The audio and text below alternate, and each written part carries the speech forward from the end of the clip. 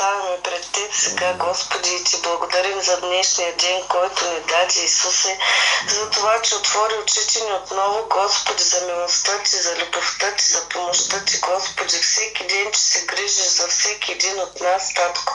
Благодарим Ти, Боже, за храната, която ни даваш, за подслона, Господи, за спокойствието, за здравето, за това, че имаме всичко, от което се нуждаем, Господи, за това, че виждаме, чуваме, ходим и говорим, Господи, за здравето, за Светия си Дух, който ни даваш, Господи, за милостта Ти всеки ден. Благослови ни, Господи, всеки един от нас, смени от сърце на сърце. Благослови, Господи, Словото Си, Татко Всемогъщи, благослови всеки един от нас, които сме тук, Боже мой, които ги няма, Татко Всемогъщи. Благославяй, изцерявай, докосвай и променяй, Господи. Оставяме се в Твоята свята десница и Ти благодарим за всичко, което правиш. Благослови България, Господи, управниците си, Татко Всемогъщи, нахрани гладните, обличи голите, изцери болните, на просеците дай, на сирачетата помогни, вдовиците очисти, Татко Всемогъщи. Благослови всички хора по пътищата, Господи. Благослови дечицата, възрастните хора, Господи, по старческите домове. Болните, Господи, по болниците, изцери, Боже мой. Благославяй народа си, Израилев, Господи Исусе. Благослови и другите държави, Господи, всички братя и сестри по лицето на цялата земя, Татко. Благодарим Ти за всичко. Ставаме се в Твоята свята десница, в името на Исуса Христа. Амин. Амин, амин. Слава на Господа. Спрете ми, хватля, ако учите. Днес искам да прочета два стиха от Филипяни. После да съждаем вече повече от това. Тук апостол Павел в Филипяни каза така. В Филипяни 2 глава, 12-13. Затова, возлюбени мои, как сте били винаги послушни, не само както при моето присъствие, но сега много повече при моето отсъствие, изработвайте спасението с страх и трепет. Защото Бог, който според благоволението си действа в вас и да желаете това и да го изработвате. Тук така, темата ще бъде относно спасението. Сега, като цяло, никой от нас не може да спаси сам себе си. Това е тайно, воли Божие слово. Но тук има нещо друго, което апостол Павел набляга. Изработи спасение, страх и трепет. Сега, като цяло си кажа, че спасението е завършено, но освещението продължава. Сега, това освещението, което говорим, това е, ако мога така да правя по-елементарно разбираемо, това е отделени или подготвяне за небето, освещението. Бог не променя, но освещава за небето. В Йоанна 19 Исус на кръста каза, свърши се. Сега дума той каза, аз завърших това, за което бях дошъл. Обаче Евреи 12:14 има ли си, който пък говори нещо така стряскащо. Търсете мир с всички и онова освещение, без което никой няма да види Господа. Значи спасението е завършено, ама освещението остава. Сега, ще викам, тези неща са важни. Важно е наистина в живота, който живеем на тази земя, да изграждаме в себе си христоподобен характер.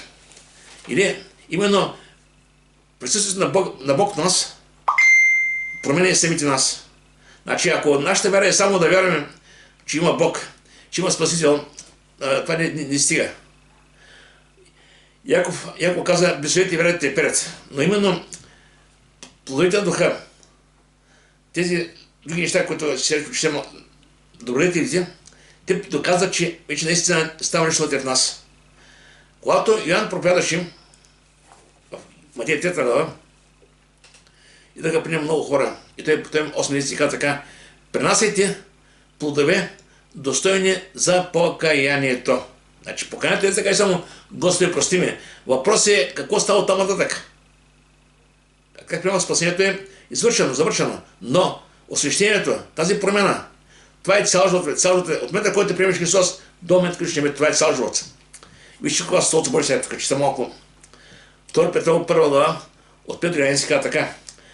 То по сама тази причина положите всяко старание и прибавете на вярата си добродетел, на добродетел си благоразумие, на благоразумието си богознание, на силознанието си твърдост, на твърдостта и благочестие, на благочестието си вратолюбие и на вратолюбието си любов. Виждаме, стъпка по стъпка се прибавят много неща в нас, когато прибъдваме в Господа. И казвам така, Защото ако тия добродетели се намират у вас, изобилстват, те ви правят да не сте безделни, нито безплодни, познават нашия Господ Христос.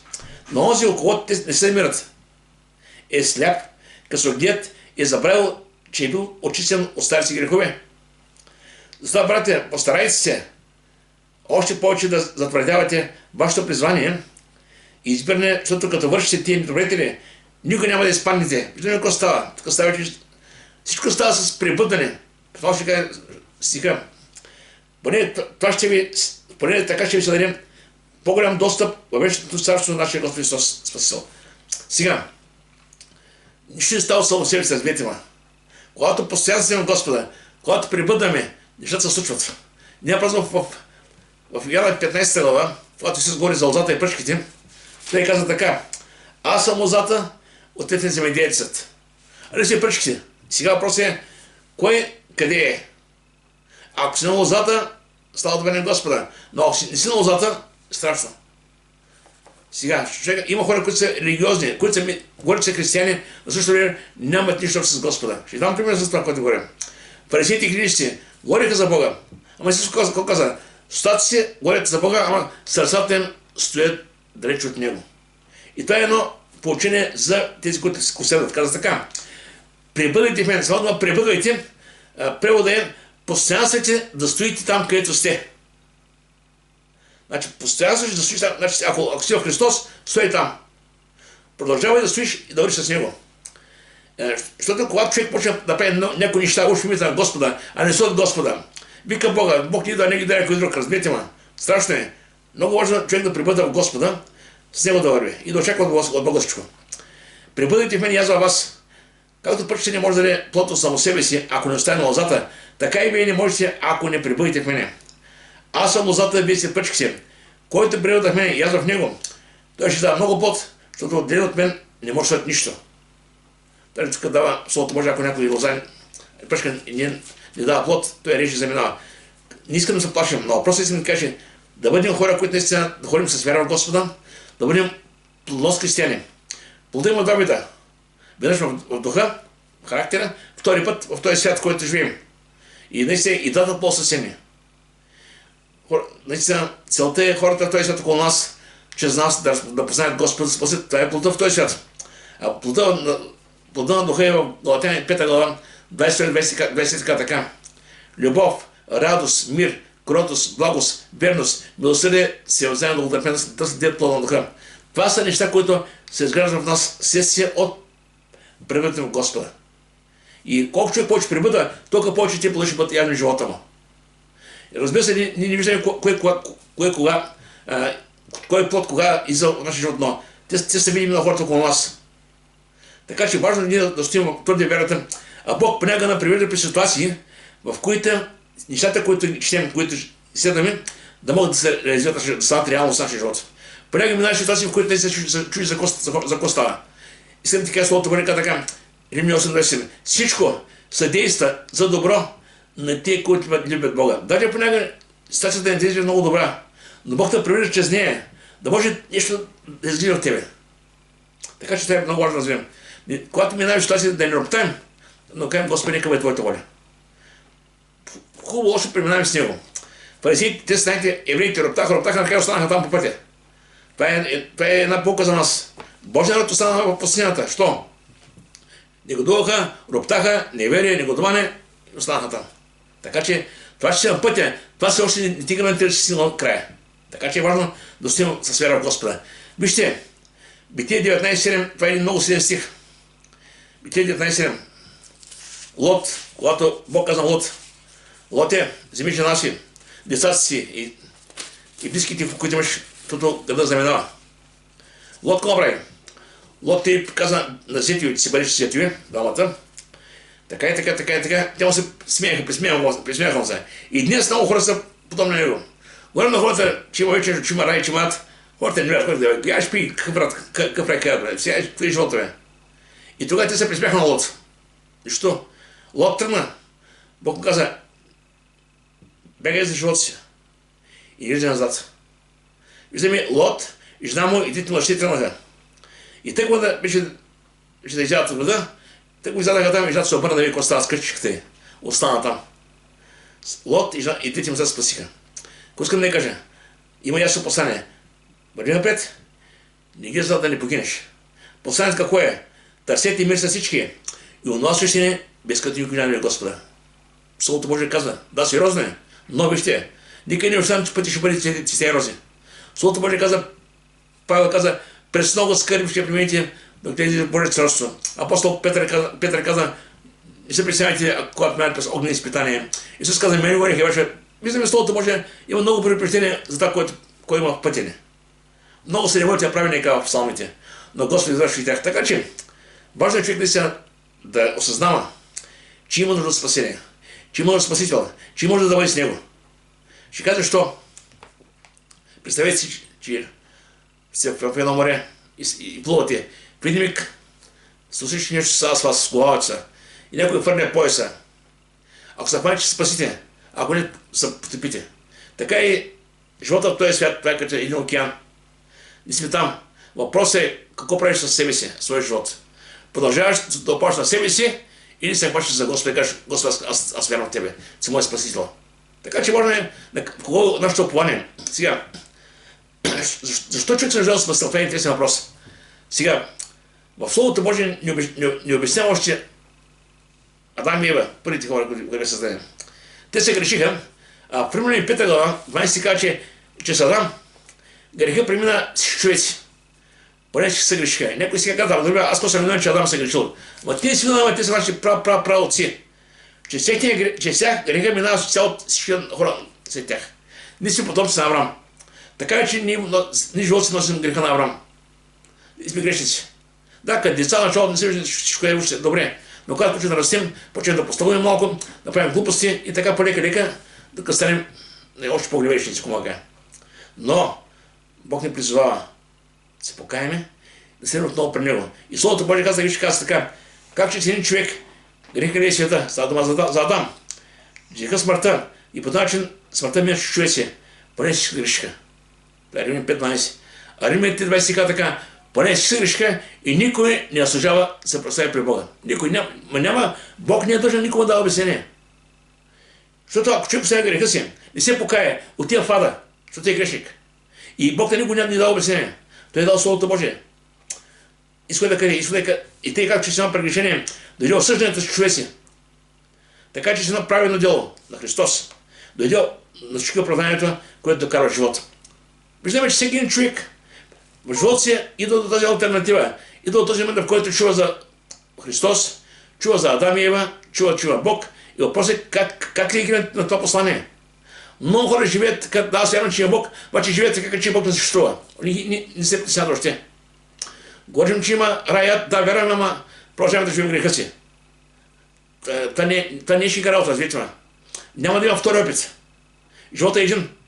И въпросът от тебе зависи как ще види живота. Аз съм казал много пъти, аз не мога да спася никого, но мога да им покажа кой спасява. Спасителя. Вижте се, в Исаия казва така, относно нашия Господ Христос. Исаия 61 казва така, аз съм Господ и освен мене няма спасител. Край. Ама сега има толкова много религии. Да, има много религии, колкото искаш. Има толкова много учения, има толкова много гурата във времето. И сега има. Да, има. Обаче Спасителят е само един. Само един е, който остави небето, дойде на тази земя, проповяда, изцелява, възкресява мъртви и така обря на кръста на Голгота и възкръсна. Всички други, които са били при него и след него, са отдават в гроба. Само Христос умря, възкръсна и гробът е празен и се върна отново в небето. Нашия ходя в небето. И сега Словото Божие казва така. В Деяния 14 Петър каза, когато Петър направи едно изцеление тогава, като човек пред храма, в началото всички имаше голяма еуфория, но малко по-късно еуфорията се превърна в проблем. И ги вкараха и там, биха ги и казаха, че ми прави това. И тогава Петър Ичко каза сега. В Деяния 14 каза така, Деяния 14. И чрез никой друг няма спасение, защото няма път небето друго име, дали на човеци, чрез които е спасен. Хубаво се каза. Ти питаха, че ми прави това нещо. Така, чрез никой друг, само чрез Христос. И слава да бъде на Господа. Сега, нещо, което е важно. Един ден и вярващите, невярващите ще стане пред Бога. Това е истина. Ама той не вярва в Бога. Не вярва да станат, защото не вярват. И сега, докато за едните Бог ще бъде спасител и баща, за другите ще бъде съдия. Това е истината. Въпросът е от човек, зависи как искаш да се с Бога, като спасител и съдия или като съдия. Вижте, защото Словото Божие казва, че в Йоанна 12, а на ние, които го приеха, Бог даде право да се нарекат Божии чеда. И наистина са такива, слава на бъде Господа. Сега да казваме, да аз си още се виждам на тази земя недостоен, си има слава си грешки. Да! Екклесиаст казва така, няма праведен човек, който да върши да бъде грешен. Бог да познава, значи не си пръс. Той да познава по-добре от нас. Понякога успяваме, понякога не успяваме, но продължаваме, ставаме и продължаваме. В притча казва така, праведният и всеки път да падне. Бог пак го подига, не го става. Така че Бог, в псалмите каза, Бог познава нашия състав. Значи сме хора. Знае и колко не е силата. И това, че понякога нещата не се получават, ставаш и продължаваш, и Бог продължава със себе. Слава бъде Господа. И виж сега, нещо, което е важно.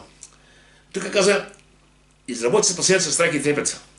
И нещо, което е важно, какво ставиш, аз много учен спомням този стих в Исаия, 66 глава, 2 стих, това е много силен стих. Представете си, святия Бог избира да живее в човека. Това е нещо уникално. Казва така, защото моята ръка е направила всичко това, и всичко е това, което е станало, казва Господ. Ето го ще помня на онзи, който е смирен и съкрушен духом и трепери от словото ми. Виждаме, че Бог, ако Бог е целостатъчен, той няма нужда от никого. Той е Бог и без нас. Така че той е самодостатъчен. Обаче въпросът е, че ние без него сме нищо. Без него сме едни грешници, които пътуват към ада.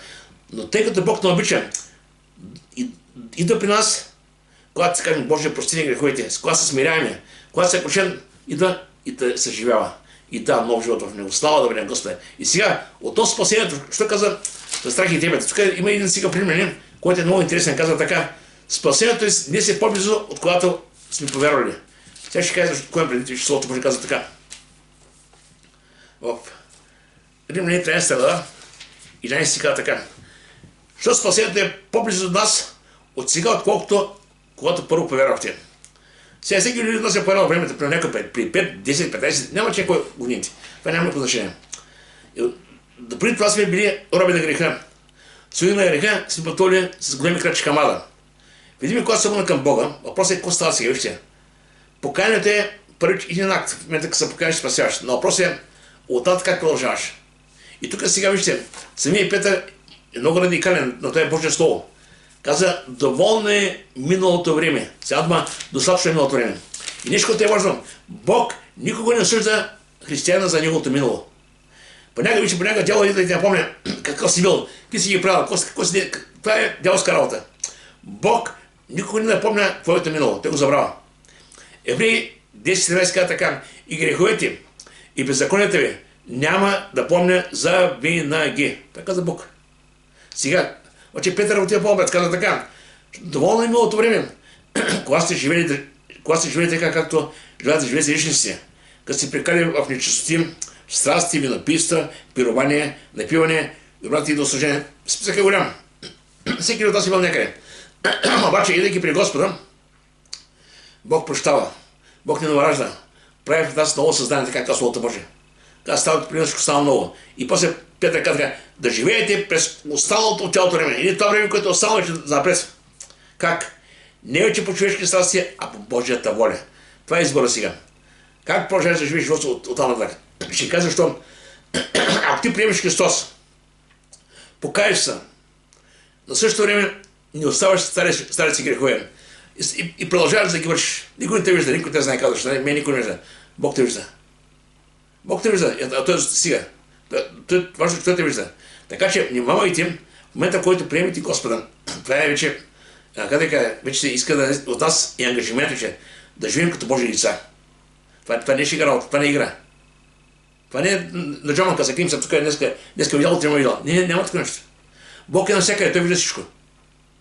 В Деяния каза така, защото в него живее дим се съществува. Бог вижда всичко. Така че въобще никой не трябва да се сравнява, че Бог е някъде няма да вие. Въпросът е какъв живот живеем, как избираме да живеем. И всичко става сега така, столото барика така. Нощта премина, а денят наближен. Нощта е облит света, т.е. когато живеем, това е тъмната греха. Преминава. Идва вече светлия ден. Като тебе живота е сега. Денят наближи. И те нека отворим делата от тъмнината и да се обучим в светлината. Тъмнината винаги е превоз на греха. Светлината е превоз на новия живот. Въпросът е с какво избираме да се обличем? С старите неща, с старите дрехи, стария живот и нещо ново. Това е нашето решение. Някои хора казват така, имам много пороси, не мога да се справя сам. Ама ти си сам. Второ, мога да даде твоето желание, твоята мотивация. Сега, не е винаги задължително да справиш веднага, но иска се мотивация, да се мотивираш. И когато ти кажеш, Господи, аз сам не мога, той иде и казва с тебе. Но не ми стига силата, аз знам сила. Словото говори така, че Святия Дух ни помага в нашите немощи. Така че никой няма оправдание, видите ме. Иска се наистина сериозно да ходим с вяра в Господа. И казва така, като бял ден, нека ходим благопристойно, не пирване и пиянства, не по блудствие със столибие, не по крамоли и зависти, но облечете се с Господа Христа и не промещавайте страстите на плътта. Слава да ме сега облечете се вече. Именно говоря за дехата, дай Божията правда. Когато се обче пред Господа с покаяние, става на Господа. Сега, страх и трепет, това са три неща, които са наистина, в първи момент не са много добри страха. Но ще ми кажа, че страхът от Господа биде така начало на мъдрост. Страхът не е винаги нещо лошо. Сега, в Филипяни словото Бог казва, че Бог не дал дух, няма страх, а сила любов ще владее, това Тимотей. Тук става дума да нямаме страх в себе си, панически страх. Но страхът от Господа е нещо добро. Страхопочитание, богобоязън. Даре Филипяни казва така, приеми царство, което се клати. Нека служим на Бога с благоговение и страхопочитание. Това е нещо, наистина, това е една голяма почет към нашия Бог. И сега, относно спасението, ще се накажа някои неща сега. Какво говори Бог за спасението сега? Винаги, когато има въпроси, отговорите са в Словото Божие. И няма нужда да се чуем какво да кажем, след като Словото Божие дава ясно. Ефесяни 2 глава, 8 и 20 така. Защото по благодат спасени чрез вяра. И то не от самите вас. Това е дар от Бога. Не е чрез зла да се похвали никой. Сега ще има някой така. Самата дума благодат означава незаслужена милост. И тя е от Бога. В Йоанна 1:17 Словото Божие казва така: закона беше дан чрез Моисей, а благодатта и истината дойдоха чрез Христос. Значи, ако погледнем сега така малко по-радикално в това слово, законът то осъжда смърт. Заплата не е смърт. Обаче се каза, законът осъжда, а аз спасявам. Защото аз събрахме с тебе. Виждаме, че Исус застава между нас и Бог в случая. И каза, татко, аз събрахме с него. И наистина ние сме спасени поради жертвата на кръста на Голгота. Умирайки на кръста на Христос, взема нашия грех върху себе си. Той не умре за себе си, той умре вместо нас, той няма грех.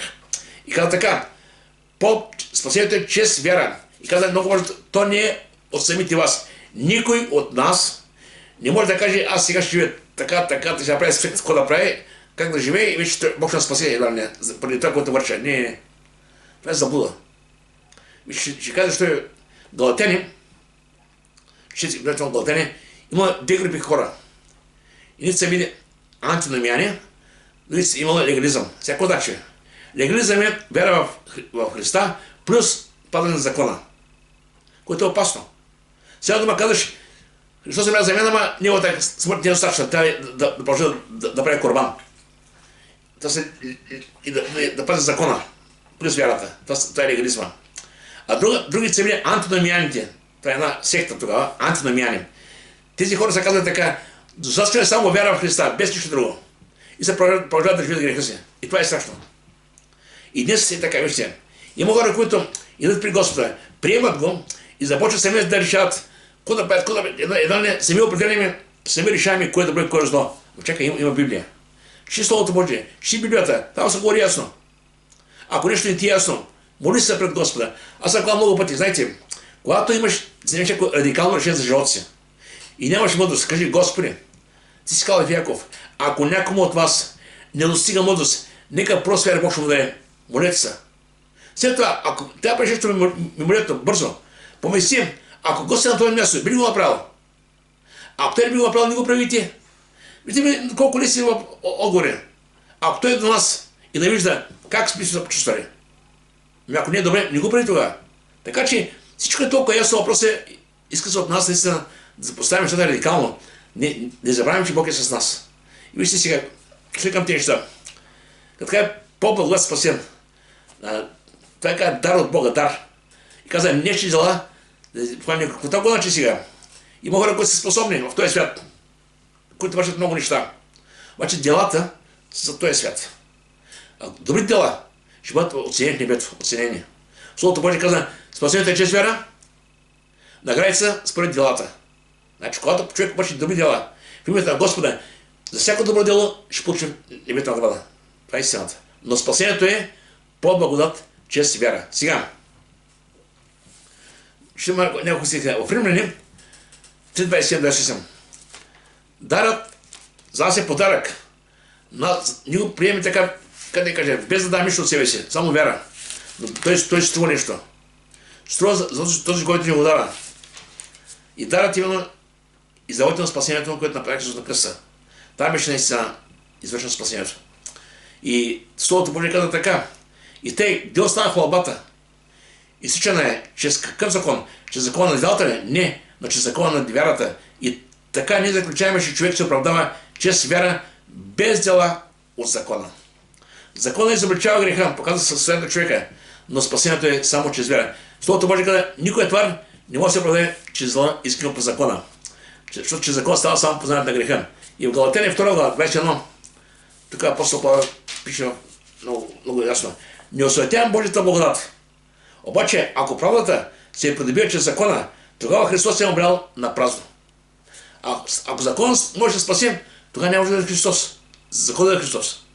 Ще четем Словото Божие, ще живем колкото може да живем и ще кажем от тук е спасението.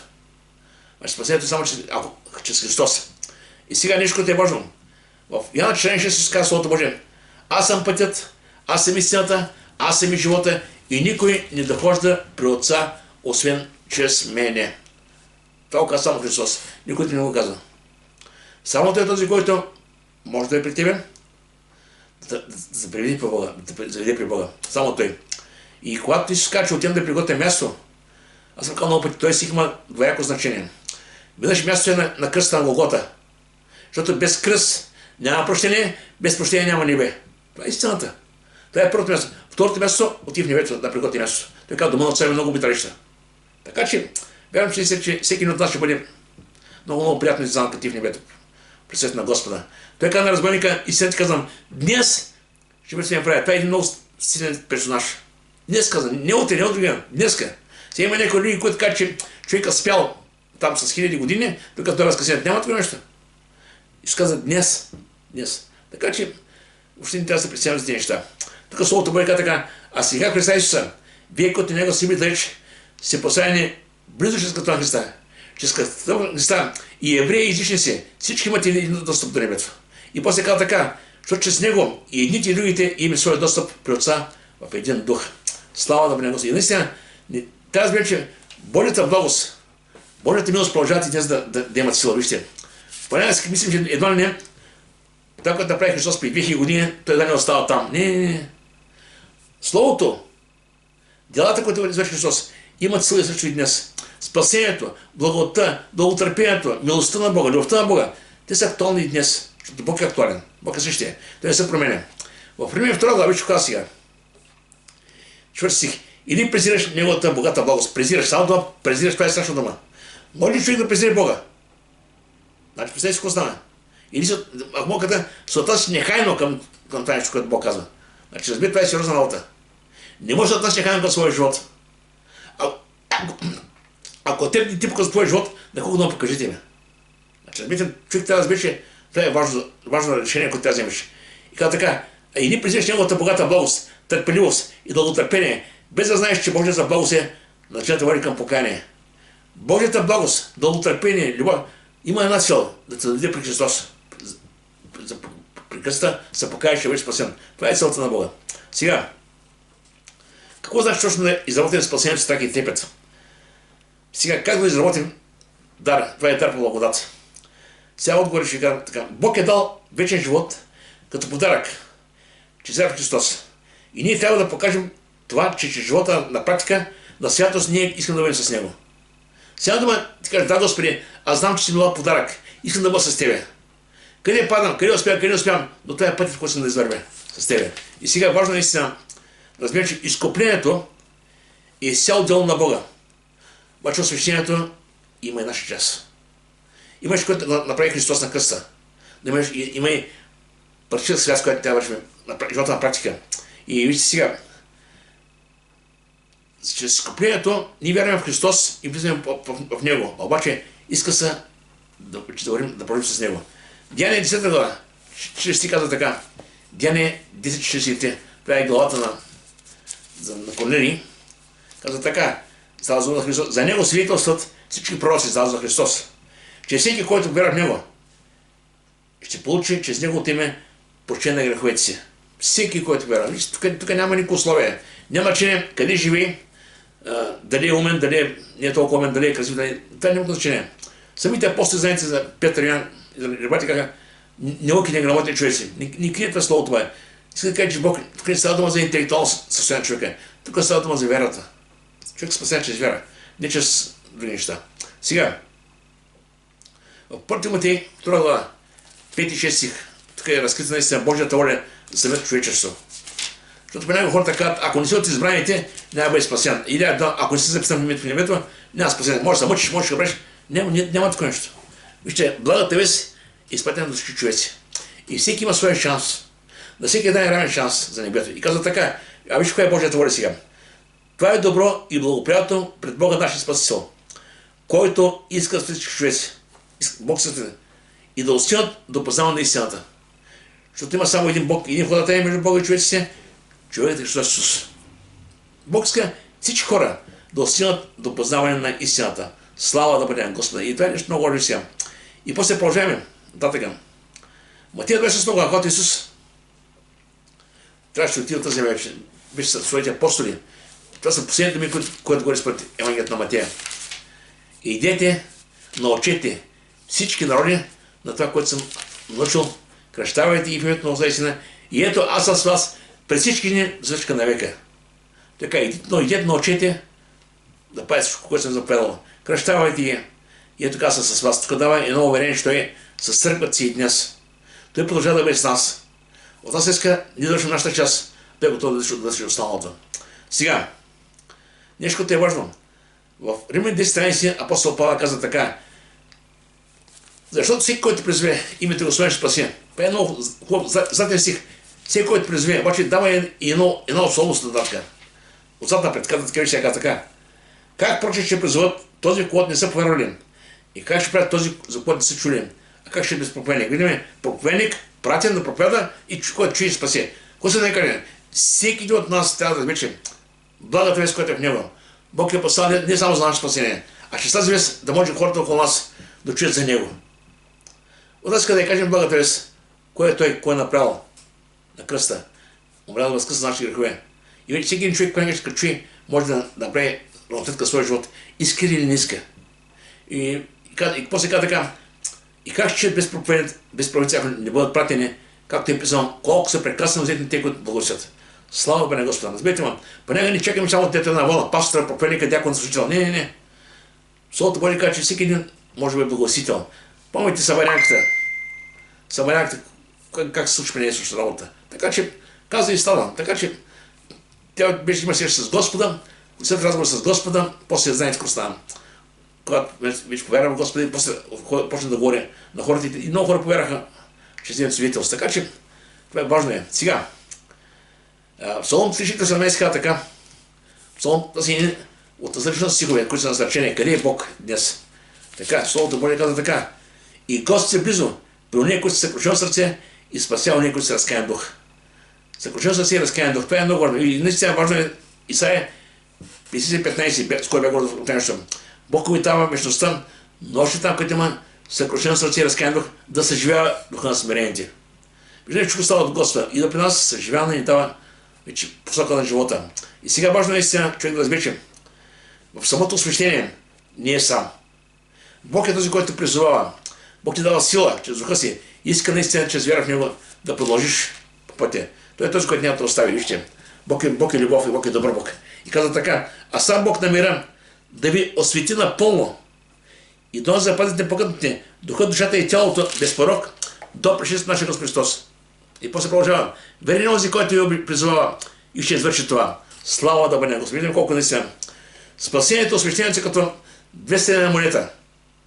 Не се спасяваме чрез Христос, но трябва да изведем останалия път. Самия апостол Павел, помните какво каза в крайна живота си. Подозрях се доброто да стане. Пътя свърших. Вярата опазих. Наистина това е важно. Това е пътя на освещението, в което трябва да пазим вярата си. Гали? Така. Сега, освещението винаги има две страни, човек и Бог. Един, който се освещава, и един, който го освещава. Сега, в Йоанна 17 Божия каза така, Исус се моли, Отче, освети че истината, Твоето слово истина. Това говори, че освещението идва от Бога, но има и наша част. И наша част наистина тя е по-важна за нас. Каза така, в Първо на 4 глава. Поне това е Божията воля, вашето освещение, да се въздържате от блудство. И да знаете всеки от вас как да държи своя съд, свят си почест. Не страстен на поход, както езичите си, които не знаят Бога. И да не пристъпва никой, да поврежда брати си това нещо, защото това е Бог е въззвател, както е по-пред и вихме и урихме. Защото Бог не е призвал на чистота, а на святост. Той, който отхвърля това, не отхвърля човека, но Бог, който е даде Свет Дух. Така Словото Божие каза, Божията воля е вашето освещение. Живота на човека трябва да показва този, когото вярва. А този, който ни помага, има на Святия Дух. Примерно казах, Римляни 8 беше така. Святия Дух ни помага в нашата немощ. Там, където ти слаб, той е силен. Там, където ти не можеш, той може. Така че иска за от нас наистина с вяра в Господа. И в първия на че Йоан каза така, този, който е във вас, е по-велик от този, който е света. И ако мога да кажа за край да кажа няколко неща само. Първо, чрез покаянието ние получаваме спасение, така как Словото Божие. Следващото на спасението това е освещение и после вечността. Нека Бог да благослови. Гали! Халилуя се Боже. Така, нека се... Кой ще се моли сега? Брат, той не се помолял, той ще. Може ли да кажа една нощта преди да се моля? Да. Гали!